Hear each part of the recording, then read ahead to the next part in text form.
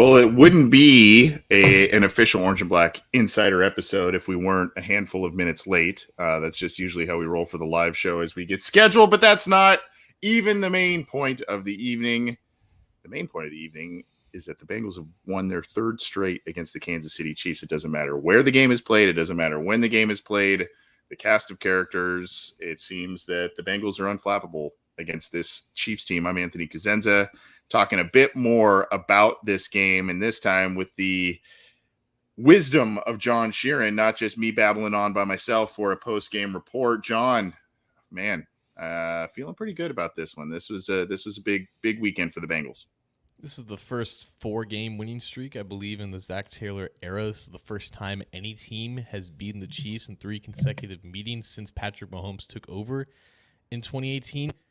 This is like they're 8-4 compared to being, I think, 7-5 at this point last season. This is the breaking point, I guess, that you could say the difference between this year and last year. Not that they didn't beat the Chiefs last year, but they've positioned themselves in a much better spot entering the month of December compared to the 2021 season. And man, we have to talk about this win because I feel like it's one of the most unique wins I've ever seen from the Bengals in my lifetime. We're going to talk about it. We're going to talk about it from a lot of different angles. We're going to talk about some more specifics in terms of performance and whatnot. We already did kind of the team stats and some of the box score stuff, so we won't kind of rehash that unless, of course, John, you'd like to reference something. I'll be happy to pull that stuff back up. But I hadn't really planned to. It was kind of more what we saw, how we felt about it, a little more analysis and opinion as opposed to just kind of stats and whatnot. And, of course, getting your take with it, John. I mean, I think on top of all of that, what was the long winning streak by the Chiefs and Mahomes in the months of November and December as well? That streak was broken because the Bengals beat the Chiefs last year, and that was in January, not December. But, I mean, a long streak there. I mean, I think it was in the teens in terms of amount of straight games that they had won to that point.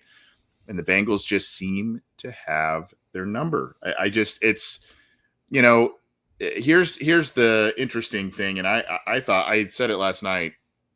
The admirable thing about the Chiefs, they decided that the last couple of times the Bengals beat them, they kind of felt like, we kind of maybe abandoned the run a little too much when there was maybe more there.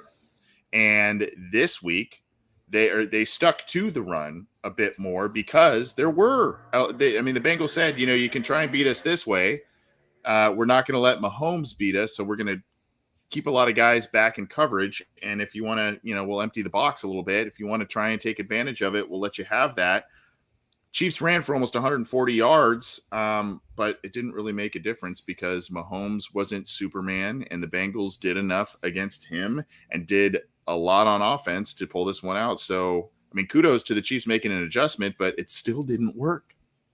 Right, because if your plan against the Chiefs is to drop back 8, go nickel the most of the game, and just allow those rush lanes to open up, if you can do that and hold Mahomes to under 240 passing yards, like 60% completion percentage, you'll take that 10 days out of 10. Like Jerick McKinnon and Isaiah Pacheco, the former averaged 6.4 yards before contact per attempt, and the latter averaged 4.7 yards before contact per attempt. So there were a lot of moments in this game where they were chunking off like big run after big run after big run, and it was a little bit concerning when you had Josh Tupou in his first game back kind of getting blown off the line, and DJ Reader wasn't doing that much better. Credit to the Chiefs' interior offensive line, Creed Humphrey and those boys generating movement with the best of them. But yeah, that was the best part of the Chiefs' offense for most of this game. And as we saw, it's not going to do enough against a defense that makes big plays in big moments. And comparing this win, Anthony, to the previous two, like while the game was going on, after the Bengals took a 14-3 lead, then they gave up 14 unanswered. Everyone was talking about this is the inverse of Week 17. It's the inverse of the conference championship game. Instead of the Bengals coming back after a hot start for the Chiefs, it's the Chiefs coming back from a hot start from the Bengals, and that comeback for the Chiefs was allowed by plays that usually happen in losses, man. Like dropping an interception to Patrick Mahomes, he's going to make you pay. That's what he did after the interception, threw a touchdown. Dropping the easiest touchdown of your career, like the guy who never drops anything, and then first drop of the year. 3. Yeah, first drop of the year, the easiest touchdown he'll ever have, and he drops it. Not scoring from the 3-yard line on because of a great play made by a former Bengal, mind you. Not Of necessarily a bad course, play of call, course, of course. but a Yeah. phenomenal individual effort by Right. that defensive lineman. And we can get into more into the play call in a minute. But these moments, these plays against that team, they happen in losses, right? The Chiefs, I don't care what the win probability metric said by the middle of the third quarter. I think it was like a 60%. I checked it at the time.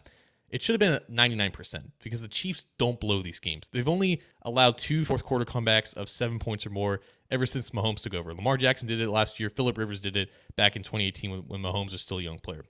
They don't let you come back. And it was the middle of the third quarter, Anthony, when Burrow ad-libbed, had this improv quarterback keeper when it should have been like a run to Perine, and he ran it for 16 yards. He took on like multiple tacklers, and ever since then, the Bengals just made plays when it counted. Jermaine Pratt had the turnover when everyone knew in the stadium that they needed a turnover. They converted, I think, every single one or all but one third down ever since then from the middle of the third quarter on. And pretty much all of them ended at the sticks, too. They were clutch third down conversions after clutch third down conversions. Right. Yeah. By mere inches. The margin of error was zero because it's Mahomes, because it's the Chiefs. It's this unstoppable offense that deserves all the credit coming into this game. But they didn't make the plays when they needed to. The Bengals did. And for that reason, because they were ahead early on and they allowed this comeback, they gave up this cushion that they established, and they just made the plays when they needed to make it, when everyone knew that they needed to make it because they did and the Chiefs didn't. I think it's the most impressive win in a long time for the Bengals. I will agree with you, and I'm going to take it one step further, John, because you made a very astute observation in terms of this. You can't allow those. You can't have those easy mistakes, right? Mm-hmm. For the Bengals, you can't not net points in the red zone. You can't have a drop touchdown, a walk-in easy touchdown. You can't have these things happen. Well, I'm going to say the opposite now is becoming true about these Bengals, because if you're the Chiefs and you're in Cincinnati, you are starting to gain control of a game that the Bengals had control of early in this game. You cannot afford a turnover to the Bengals. You cannot afford to miss a long field goal in Cincinnati late in the game in a crucial situation. Those two plays. So when the Bengals, we talk about the Bengals not making a couple of plays and you go, oh man, you got to have basically a perfect game against the Chiefs. You need to have these points. You need to score on these plays. It's becoming the same about the Bengals, man. I mean, you come into Cincinnati and it's like, you can't screw up. You can't have that one turnover. You can't have that one missed field goal. Even if you have Patrick Mahomes as your quarterback, it can't happen because the Bengals, Joe Burrow, that wide receiver group, they will make you pay if you make an error now. And that is what I think made this entire win, the third straight against the Chiefs, especially exciting for me, because you kind of say this team has to be talked about along with the Chiefs, the Bills. I mean, these powerhouses, this is who this team is. And quite honestly, it's pretty surprising to have this discussion now and talk about they went into Tennessee and beat up on the Tennessee Titans at their own game. They came back to Cincinnati in back-to-back weeks, hosted the Chiefs, got 2 wins, beat them at their own game.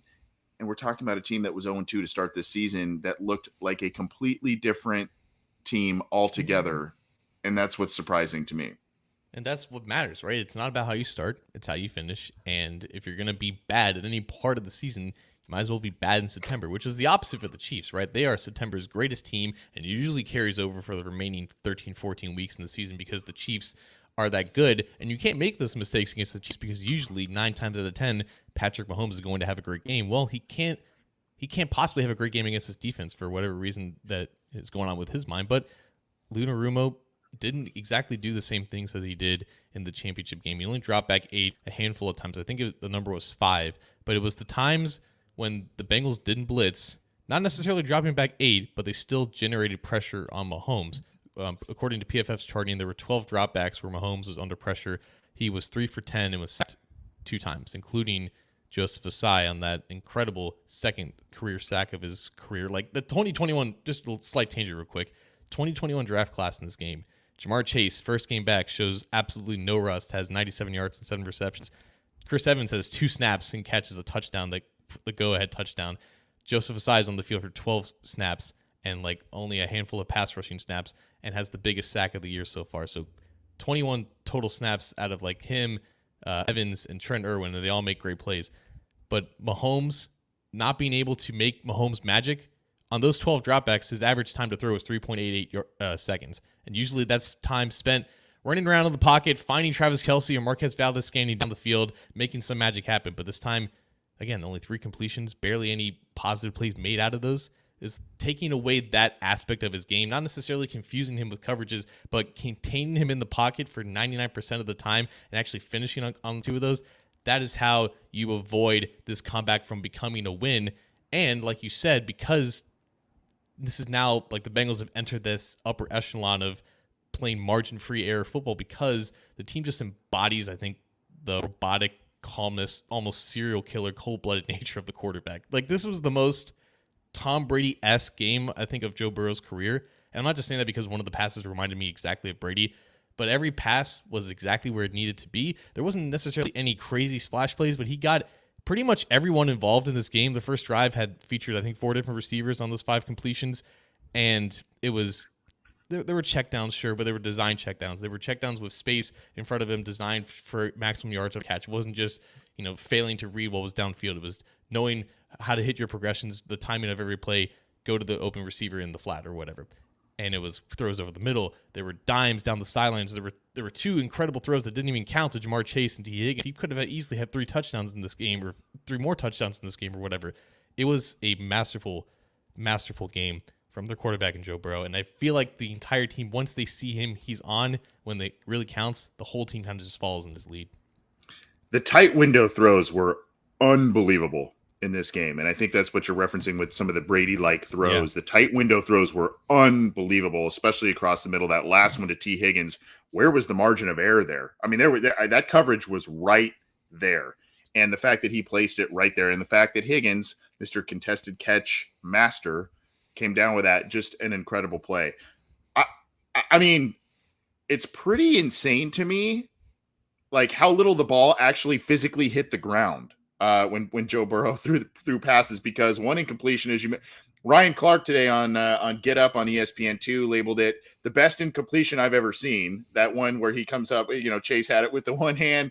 That ball never hit the ground. The one that hit the ground shouldn't have hit the ground with Tyler Boyd. And he only missed, I think, 6 passes on the entire day. So he was unbelievable. I want to go back real quick to the Osai play, though, because if you're ready for some real hard-hitting analysis here, this game told me a lot, in that what really is getting to Mahomes about this, I guess, rivalry, quote unquote, simply put, the Bengals don't let him do what he wants to do. And exactly. That play right there with Joseph Osai, and how not necessarily they limped off the field, Mahomes did after that, and hopefully he's okay. I think he's okay, but you saw him slam the helmet down after that play, especially after the missed field goal and whatnot. That was the play. And if you watched, I remember seeing the end zone angle from the opposite, watching Osai come up from behind on him. There was a guy crossing. I didn't see exactly who it was. There was a guy crossing, starting to just come open as he broke away from Osai and started to step up into the pocket, that I have little doubt if Osai didn't trip him, there was a high probability that was going to be a completion for a big play right there. And so it's that extra effort. It's that extra just thorn in his side that the Bengals defense provides him. They just don't let him do what he wants to do. And that was a play that really embodied it, because that was Mahomes, right? You over pursue him. He steps up into the pocket and either does some stuff with his legs, meaning run himself, or dances around, does a nimble Ben Roethlisberger type of move to play backyard football, throw it down the field, and it's a big gain.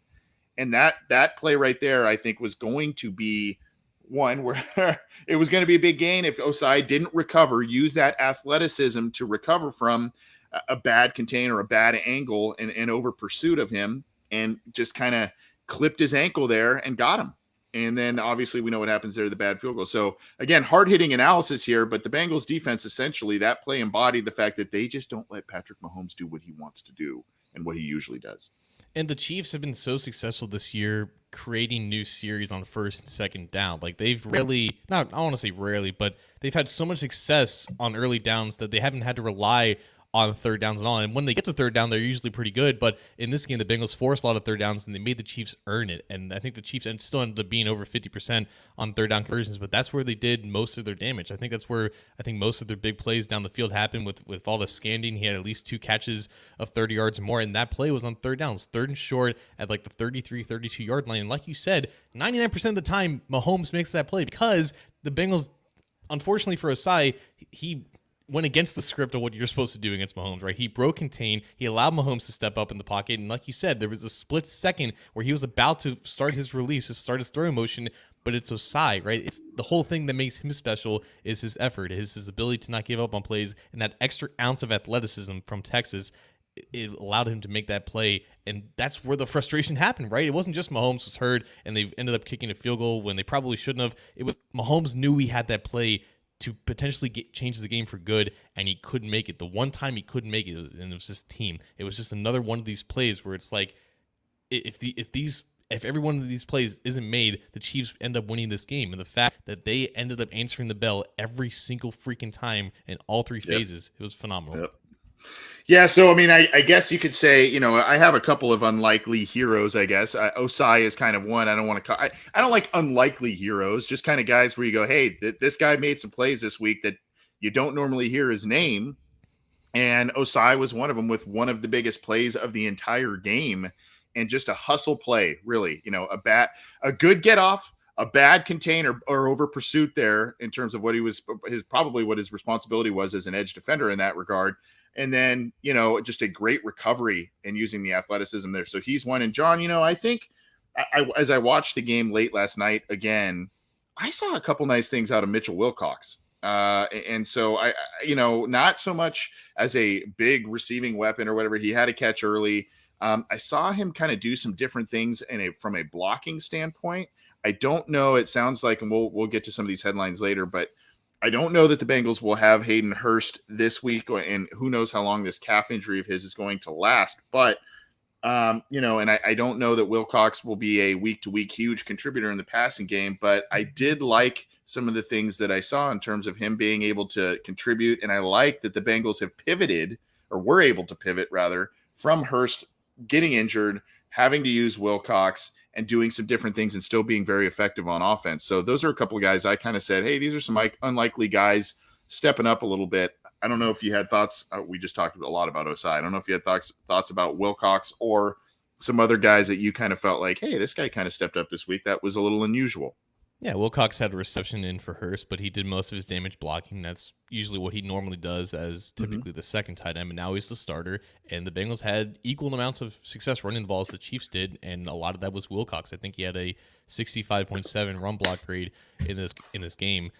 For me, like, the fact that the Bengals only had Trey Flowers out there for 6 snaps is very surprising, I guess. And I guess it's not too surprising considering earlier in the season against the Ravens, I think Flowers only played a handful of snaps against Mark Andrews when that was expected to be another matchup. Andrews ended up having a really good day against the Bengals that day, so you figured, okay, maybe Flowers is more involved in the game plan. He had success against Travis Kelce last year. He's on the field for 6 snaps, and it ended up being Jermaine Pratt in coverage a lot of times on Travis Kelce. Travis Kelce had 2 receptions for 32 yards against Jermaine Pratt, which is expected. Jermaine Pratt's not going to be able to cover Travis Kelce. Sometimes he's got to take those L's. Despite the fact that they shut out Kelce for the first half, Kelce eventually is going to get his. But if you're going to allow big plays to Travis Kelce, finish them.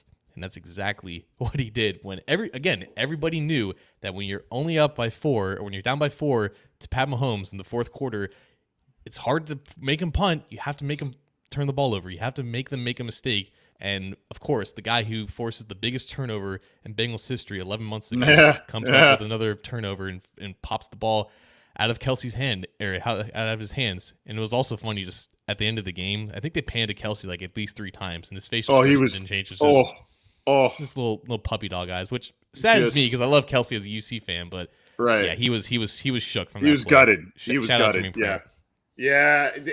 And you know what was – you know, I watched that play. I mean, he just had to dig at it. And it was like on the 3rd or 4th attempt that he was digging at it that he finally was able to kind of pry it loose. And the thing that I also felt bad about with Kelce was, dude, he was doing a big high effort hustle play himself, carrying guys down the field. And he actually wasn't being careless with the football. He like I said, it took 3 or 4 like big pries from Pratt to get that thing out of there, and he finally got it out of there, and barely did because he was almost on the ground when he did, but it looked pretty legit in terms of the call there. So yeah, I guess a little bit of an unlikely hero, I guess, from the sense of a major play. Pratt kind of has some sound plays and some solid plays throughout the year and has grown quite a bit as a pro. But yeah, the big play from him, that's definitely one. Well, let's, before we kind of get into a couple of other things, John, just your assessment.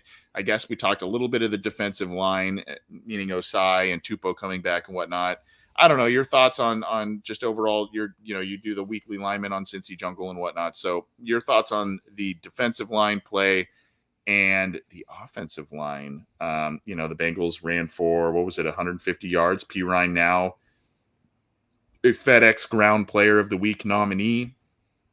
And, Burrow sacked, I think it was just once, right? I mean, he scrambled out of a lot of other precarious situations, but I guess not a lot, but some other precarious situations. So, I mean, I guess your assessment as you prepare that weekly lineman feature for Cincy Jungle, your assessment on what you saw from the trenches. Yeah, I think the Chiefs, we definitely didn't give them enough credit entering this game regarding their rushing offense. Like McKinnon and Pacheco, great athletes. And when you have so much space to utilize that athleticism, it's going to end up being a good day. But again, that's just what the Bengals decided to do, right? They decided to have a light box just to prevent any big plays from the Chiefs offense. And for the most part, they prevented that. So they took the good with the bad. The Chiefs ended up having a good day rushing. And I think it is a little bit concerning just how easily, the front four ended up getting blown off the ball sometimes, particularly with Tupou and Reader. So that's something to watch entry next week against a team that also likes to run the ball. But I mean, Samaje Perine, man, like he's not even an unsung hero at this point. This is just who he is, and we're going to talk about him in a little bit. But the offensive line, again, a lot of different concepts running the ball, gap, zone, counter, pulling guys, just anything that ends up working. And right now, pretty much everything's working for the Bengals offensive line. They're very much in sync with one another, and there's not really a lot of concepts that they can't really execute. We've seen over the past couple weeks a gradual increase of zone blocking being reintegrated back into the scheme. Burrow's starting to go under center a little bit more. You're starting to see some under center play action, and it ended up working against the Chiefs. So the offense is becoming just way more diverse than it was in the middle of the season, definitely more diverse than it was in the beginning of the season. They're just figuring out that they can do a little bit of everything, and that just puts defenses in a bind. Yeah, I had a conversation with someone yesterday. We were talking about this game as it was kind of occurring. And I said, it was actually, and he's I've known him for a long time. He's actually been a little bit of a Bengals critic for a long time. He's not a Bengals fan. He just knows that I watch a lot of it and all that kind of stuff. And I just said, this team just feels like they're pretty good at everything. And he goes, no, he literally is like, no, Anthony, they're like good to really good at everything. And I mean, it's easy to say after a win like this after the Chiefs, but I just kind of was, maybe I was shortchanging them in in what I said with that. But yeah, I mean, they like you said, in their pivot from the early part of the season and how they were able to overcome so many different things, including the Chase injury. You just got to marvel at it and tip your cap to them. But the Bengals beat the Chiefs 27-24, the third straight time. Who knows if they'll face each other in the postseason at this point. It is looking, as of now, as we went over this playoff seeding scenarios and whatnot yesterday, it looks as if both teams are headed to the postseason as we sit here today. Cincinnati having the top wild card seed with the number 5 spot, and the Chiefs falling to the 2nd spot behind the Bills with that loss. So a lot of shakeup there. And then, of course, John, as we know, we'll try and touch on some of this in a little bit here. Ravens kind of struggled through one yesterday as well, and that's being kind about it. So we'll get to that in a minute. Before we get to just a couple of other things, this is the Orange and Black Insider Bengals podcast. He's John Sheeran. I'm Anthony Cosenza. If you're new here, happy to have you joining us. We've got a lot of live listeners, which is awesome on a Monday night, getting you set up until shortly before the Monday Night Football game. And we are on a lot of different platforms. If you like the audio side of things, our shows and a couple of others are on the Cincy Jungle podcast channel through your favorite audio streamer, whether that's iTunes, Stitcher, Spotify, Google Podcasts, iHeartRadio, all the biggies, we're there. You got to subscribe, leave us a rating if you can. That helps us out. And of course, if you like the audio side of things, you got to give a thumbs up on the Cincy Jungle Facebook page. You got to be following a number of Twitter accounts, including Cincy Jungle's, the shows at Bengals OBI, and some others there. So go do that. And then, of course, beneath John there at the SB Nation Cincy Jungle logo, there is our show logo down there. You got to click that. Click subscribe, and then click the bell to be notified when new content is available and when we go live. We try and do a lot of different stuff throughout the week. Most of the days of the week, we've got some content for you. And almost every single day of the week between us and the other shows on the network, we've got stuff covered for you in terms of Bengals coverage. Well, we're going to talk a little Samaje Perine, a little quarterbacks on this one. If we've got some time, we'll do that. And then kind of whiz through some AFC North, a little bit NFL headlines to wrap things up as well. But I don't know. I don't even know if this is really a state your case, but I kind of want to just, I don't know. I just want to play the graphic.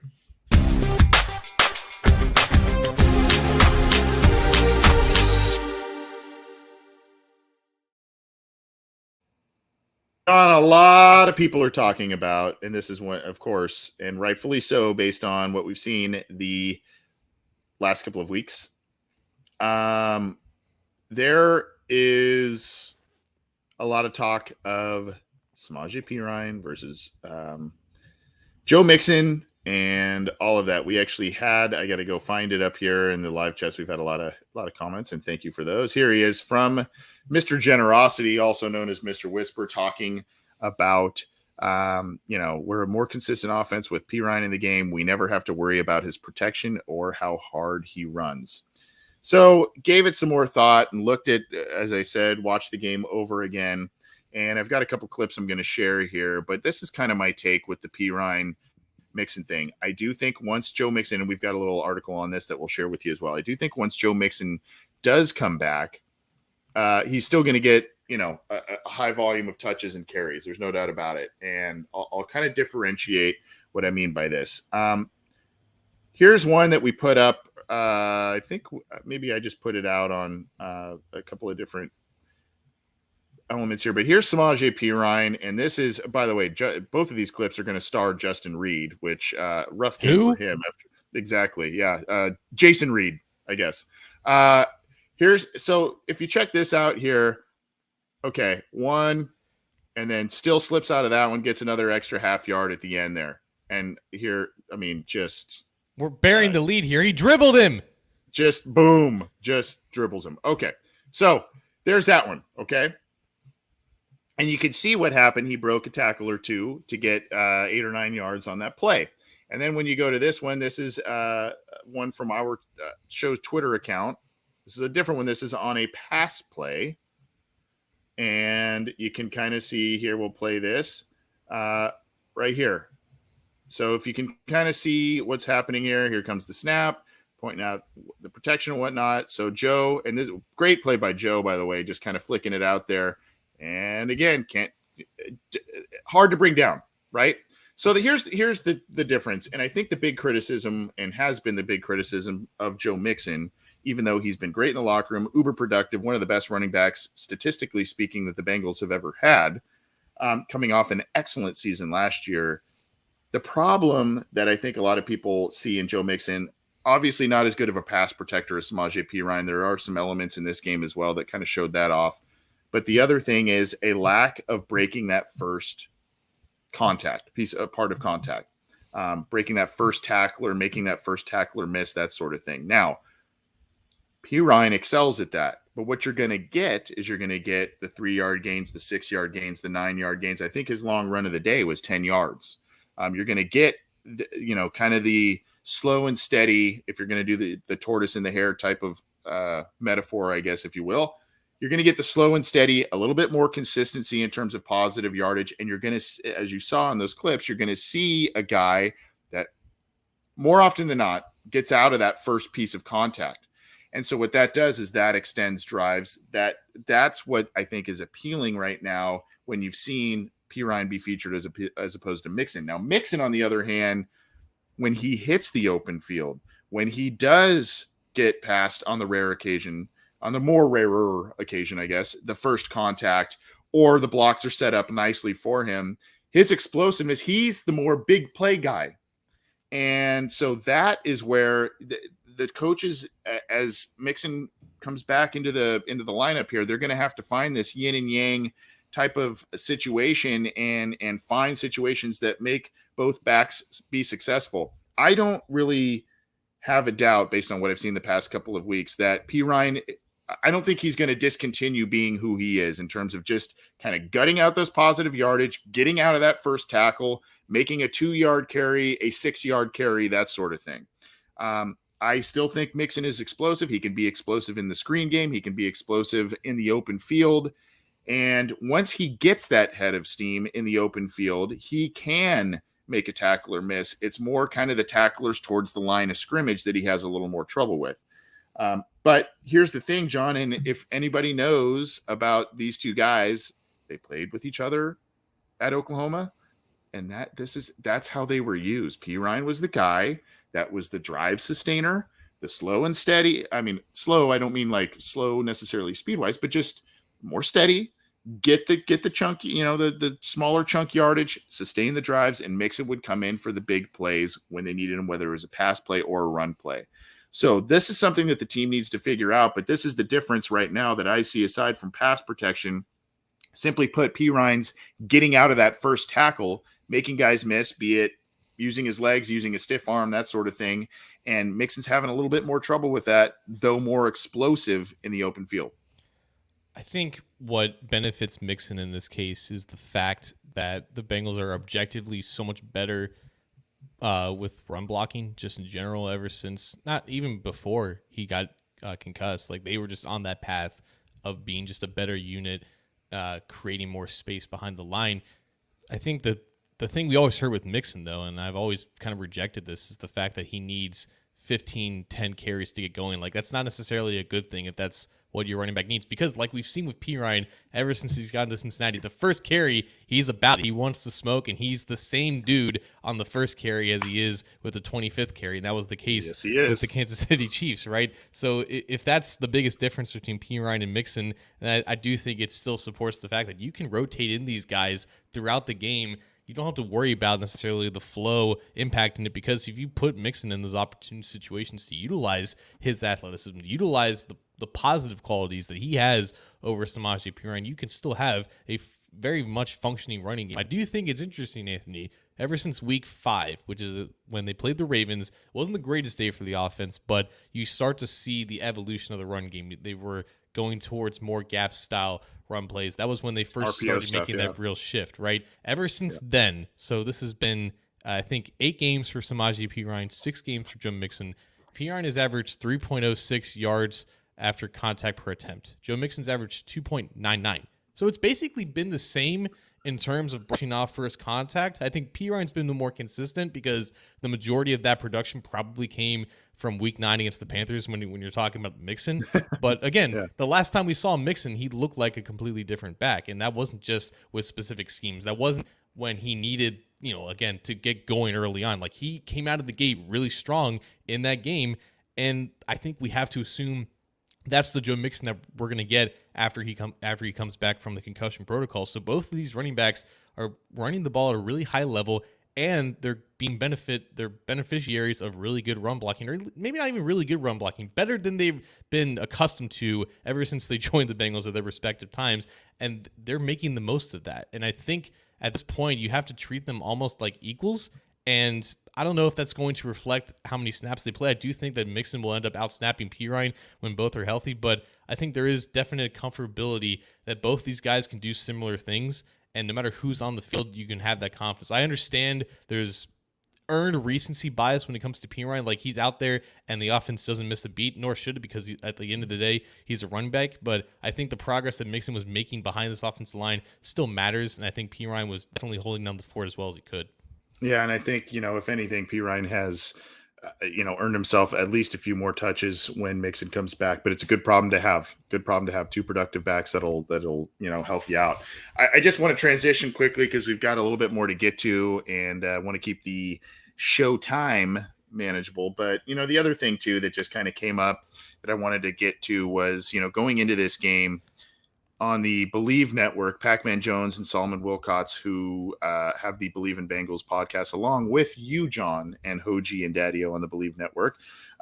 They were talking, and Pac-Man kind of made an eyebrow-raising statement saying that Patrick Mahomes doesn't read defenses that well. It's more of a matter of he relies on the athleticism. I'm paraphrasing, of course. Go listen to the episode, and you can hear what I don't want to speak for Pac-Man, but that was kind of the if you listen to the quote, John. Do you know what I'm? I did see it, about? yeah. Okay, so I mean that was kind of what he was alluding to, right? I mean it was just Mahomes. His strength, I guess, necessarily isn't so much reading defenses. It's the fact that he's got the insane arm, athleticism, that sort of thing, and that's what he kind of leans on a little bit more than field recognition. Whereas when you look at the other quarterback who he went up against this week.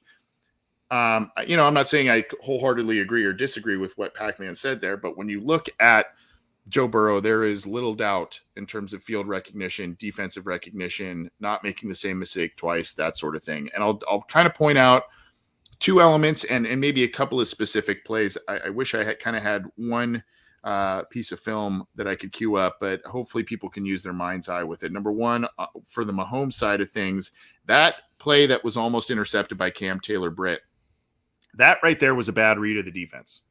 He kind of scrambled around and he thought he could fit it into an area. And all of a sudden there were 2 or 3 Bengals defenders there. And actually Cam Taylor-Britt and I believe it was Mike Hilton kind of bumped into each other to cause the ball to actually not be intercepted. That's how many Bengals defenders were in the area of that play.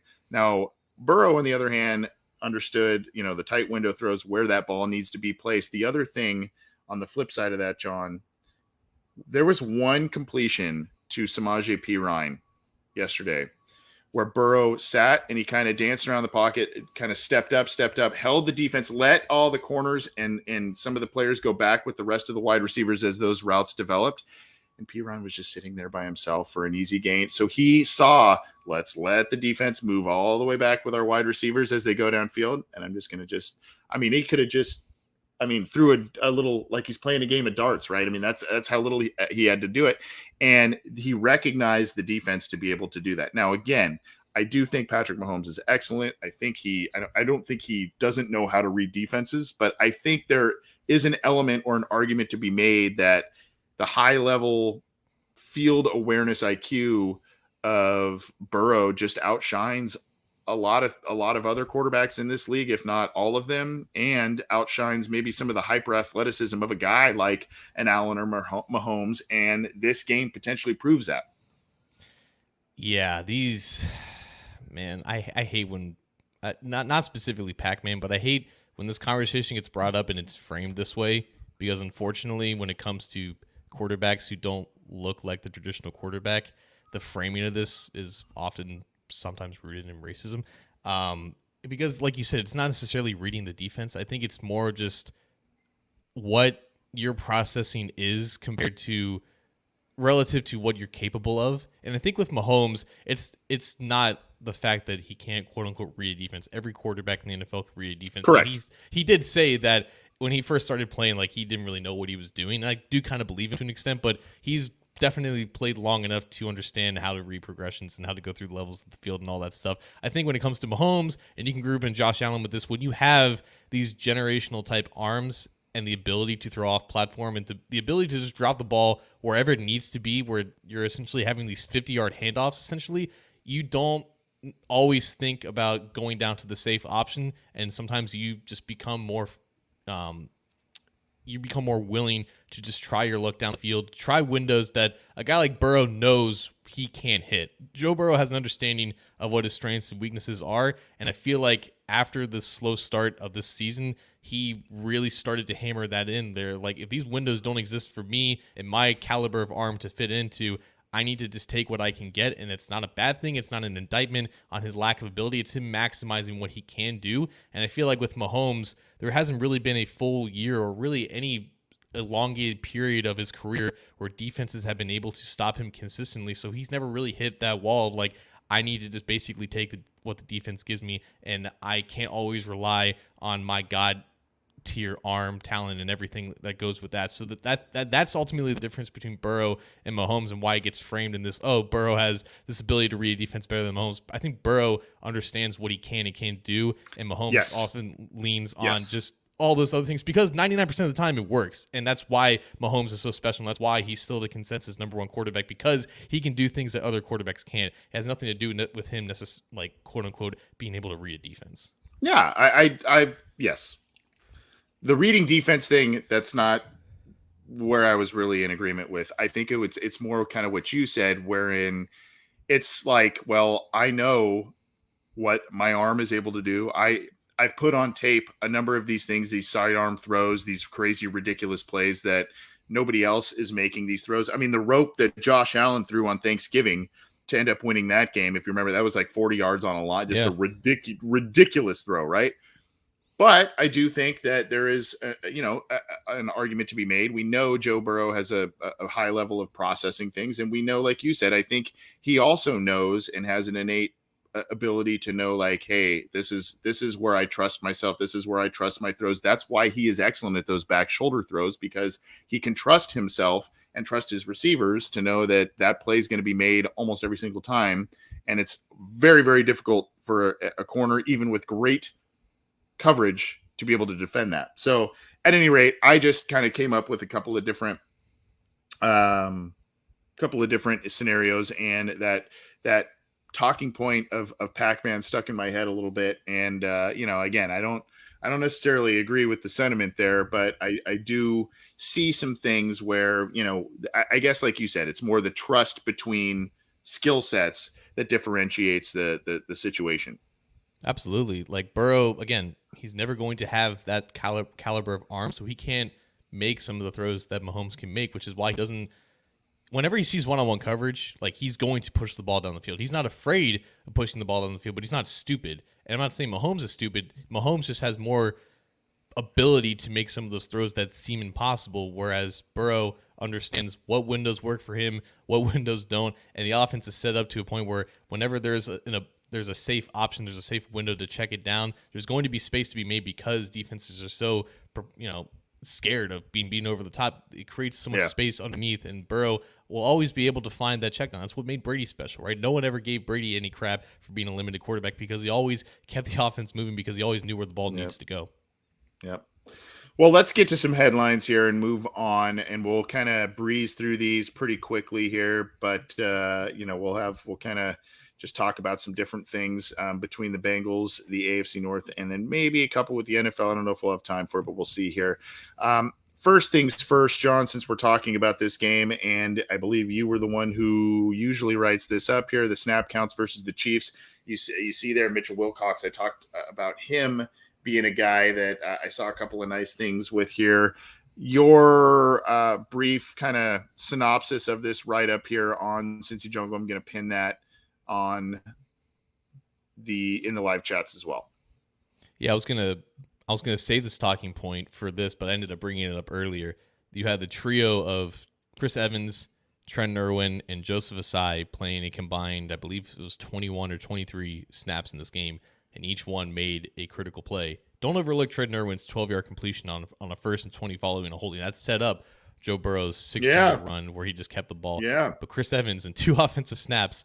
I thought Bengals Twitter was going to melt down. Of course, who else would catch the go-ahead touchdown against the Chiefs but Chris freaking Evans on a play that I think came almost out of the Chiefs playbook, because you just had a slot receiver essentially running wide open over the middle, because you had a bunch of different concepts to the right of him take away the zone coverage, and Joseph Asai in 12 snaps ends up getting the sack. So that stood out to me. With Mitchell Wilcox and Devin Asiasi, their their snap split differential, whatever you want to call it, ever since Hayden Hurst was injured.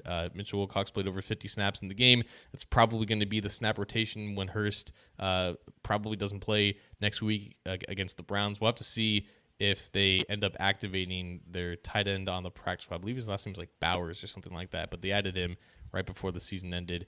And other than that, yeah, pretty normal rotation throughout the game, aside from Trey Flowers not really seeing any time on defense to defend Travis Kelce. Yeah, the Flower snaps were, or lack thereof, were a little surprising there. Here is, you mentioned it here, some injury updates on Hayden Hurst and Joe Mixon. Of course, Joe Mixon now out the last 2 games. You wrote this one up on Cincy Jungle as well. We talked about Perine, Mixon, etc. But Looks like Mixon can clear the concussion protocol this week. We'll see what happens there. And then, of course, it looks like as of now for the Browns, Hurst will be doubtful. We'll have that might be a week-to-week thing there. But, yeah, I mean, that's kind of the latest on those two guys, two important players on the offense. Yeah, so Mixon will end up practicing this week just like he did last week, so don't be surprised to see him still listed on the injury report even if he doesn't clear the concussion protocol. He'll probably be limited Wednesday. We'll see if he does practice full on then. There's still 2 days left to see what that goes. But, yeah, it doesn't sound good if Zach Taylor's virtually declaring Hurst out by calling him doubtful for this week. If this was a day after the injury occurred, I remember him calling Josh Tupou week to week immediately after he was injured against the Saints. So, yeah, I would imagine that Hurst doesn't play this game. I would imagine not. Let's roll on to some sobering news, especially for longtime Bengals fans and fans of your Bearcats, John Sheeran, and that is that the Bengals are moving on from Kevin Huber. He was on the active roster, even though Drew Chrisman got the punting job. He has been released by the Cincinnati Bengals. Darren Simmons did leave a door open that he could come back in a practice squad type of capacity, but Kevin Huber released by the team, is kind of on his last leg, pardon the pun, after they re-signed him. It's a low blow. Well, I mean, it's at the end of his career, and we knew that the door was going to be closing after this year at least. And the Bengals kind of did a couple of 1 year. I think last year he was on a 1 year contract as well, so they kind of did a 1 year contract. So they went with it. Great guy. He's been a great player for the team for a long, long time. Unfortunately, I think Father Time just kind of caught up a little bit with Kevin Huber, and Drew Chrisman has been a nice replacement for him. But sad to see Kevin Huber go.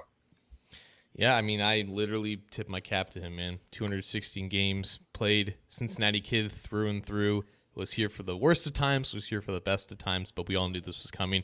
Chrisman only had one more week of elevation eligibility entering the Chiefs game. He's done enough to earn this job, and who would have known, man? Like, the fact that they kept the two veteran guys and Clark Harris and Kevin Huber to begin the season, but both those guys are not going to be finishing the season with them. And you know what, Emperor Starscream? I reject your idea that he would be a waste of a practice squad spot, because you know why? Calvin Myers was on the practice squad in week 1, and who ended up having to replace Clark Harris in week 2? But Calvin Myers. They've had injuries that you can't expect in this team, man.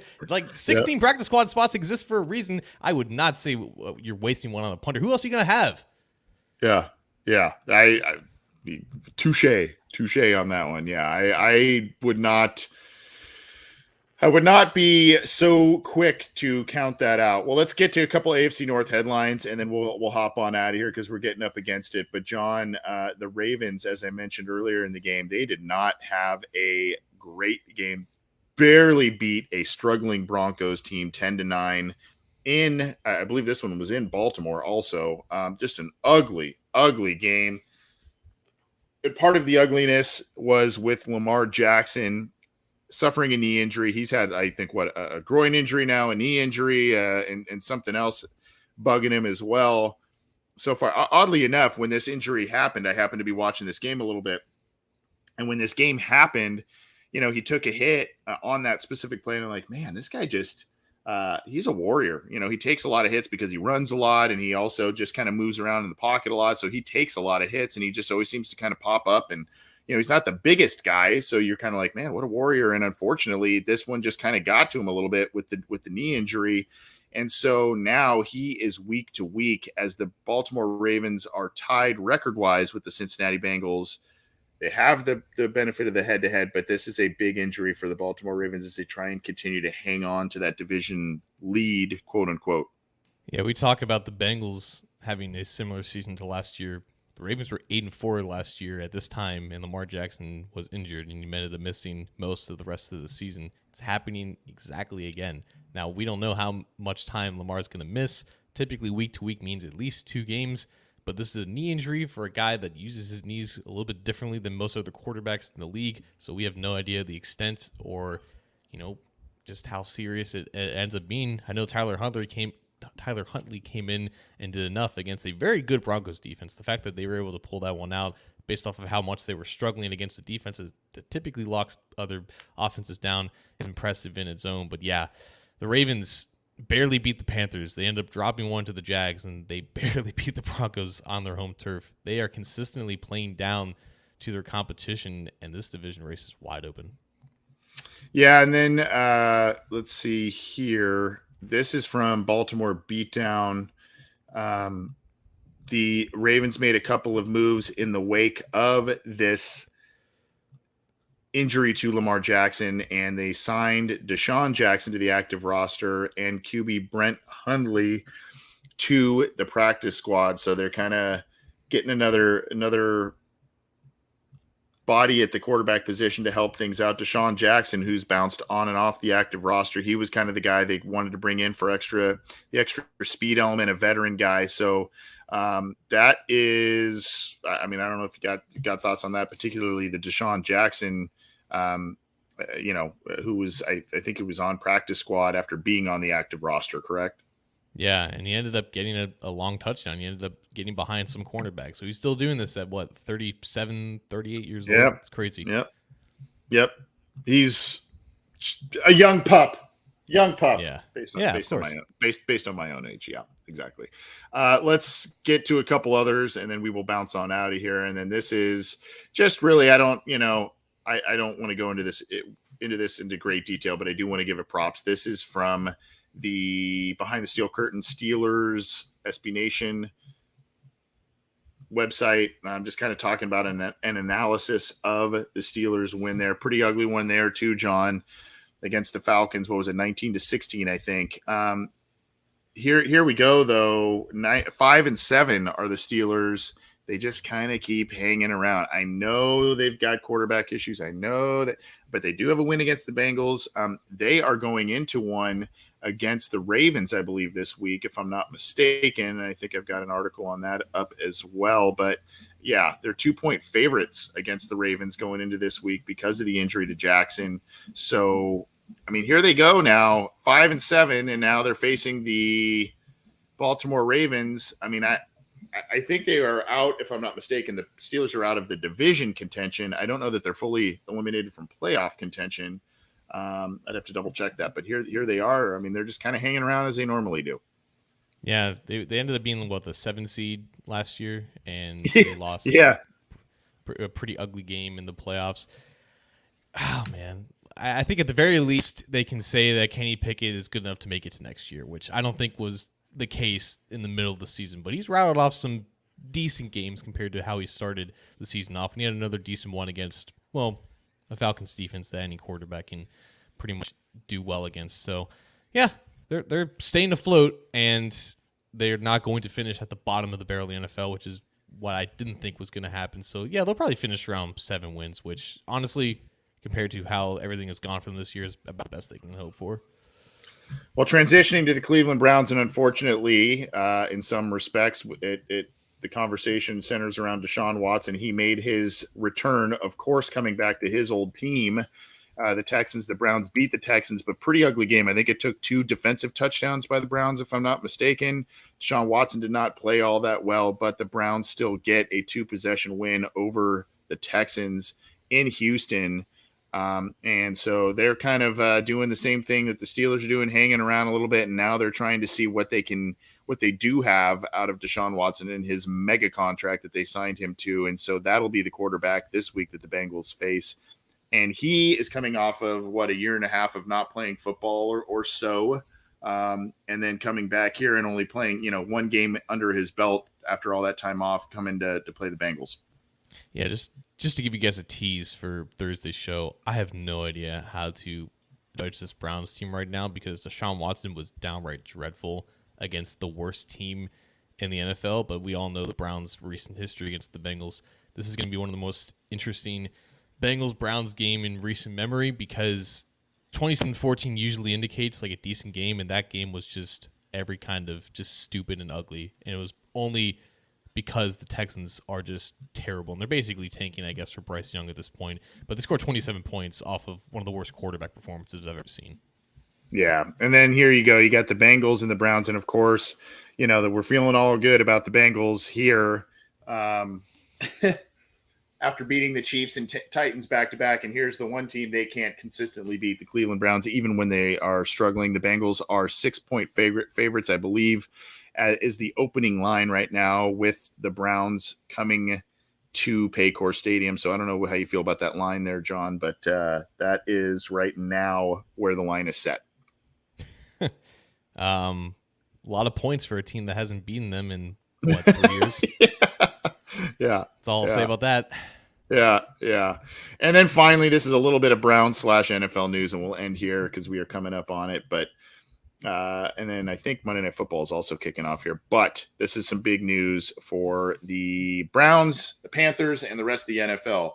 The Panthers are getting set after trading or bringing in Baker Mayfield. They're getting rid of Baker Mayfield. Mayfield requested a trade after being benched. Darnold kind of back in the lineup there. Cleveland's going to get a 5th-round pick in 2024 for the acquisition of Mayfield. And then, of course, so you can see here that with Mayfield's release, the terms of the trade between Cleveland and Carolina are finally the 5th-round pick in 2024. And a lot of people think Baker may be heading to San Francisco after the Jimmy G injury. I mean, I don't know the specifics, the financial details of what the 49ers were to pay Mayfield if they were to claim him. But I mean, I don't think anyone else is going to claim him. I think we always talk about, some other team should claim this player so Team X doesn't get him. Like, does anyone want Baker Mayfield on the roster, period? Like, what positive does he bring, even as a backup quarterback at this point? I think he'll go unclaimed, and then maybe the 49ers will bring him on like the absolute most minimum of that minimum. Because, honestly, Brock Purdy wasn't that bad against the Dolphins. The Shanahan system typically works for basically anyone, which means it could work for Mayfield, but I don't know if it means they'll have to put a claim in for him. Run heavy, right? I mean, they'll run the football. They've got athletic and versatile wide receivers. That may work well for Baker, whether we wanted to or not. He'll get a job. He'll get a look. It's just a matter of where and if he'll get a starting job. But he obviously fell out of favor in Carolina, requested out of there after the trade, and that is that. Well, the Cincinnati Bengals get set to take on the Cleveland Browns. We'll be talking about that on Thursday, among other topics. And then Friday, we are currently set to be talking with Mr. Mike Golick, formerly of ESPN and one of the big iconic sportscaster voices. I'm going to be talking about the Bengals, the Browns game, the landscape of the NFL, and what he's doing with Gridiron Greats, a charity spearheaded by Coach Mike Ditka, and he's an ambassador for that charity. So looking forward to that. John went a little long here, but got through a lot of good stuff. This was a fun episode, and obviously talking about a Bengals win. Appreciate you, my friend. Any final thoughts before we sign on off out of here? I know you've got a big appearance tomorrow on one of our buddy shows. Looks like Mr. Strawberry Ice is having you on. Yeah, I'll be live on there with Strawberry Ice. We'll talk some Bengals, I'm sure, but World Cup happened over the weekend. Unfortunately, the Americans dropped one to the Netherlands, but shout out to Jesse Bates for doing his best soccer impersonation and flopping in the end zone to get a timeout there. So we didn't really touch on that, but good on Bates for embracing the world's game. Yeah, it was fun. I had a lot of people talking about it and all that kind of stuff. It's kind of cool, and it sounds like the U.S. had a lot of. It was a good stepping stone for them. It seems like as a club there. So we'll see what happens in the future. Thank you everybody for tuning in. We got a lot of live viewers. This is awesome. Enjoy Monday Night Football. We'll be back later this week with another live show and other material that we'll be bringing you on the channel. And again, on the audio side, iTunes, Stitcher, Spotify, Google Podcasts, iHeartRadio. All the major ones, we are there. Subscribe there. And then, of course, you can get our video on our YouTube channel. So hit the subscribe button, our show logo underneath the SB Nation icon. Click that to subscribe, and the bell to be notified when we go live, when new content is available, as well as give a thumbs up on Cincy Jungle's Facebook page, and keep it to cincyjungle.com for all your Bengals opinions, analysis, and podcasts. John, take care, bud. We'll talk later this week. See you guys.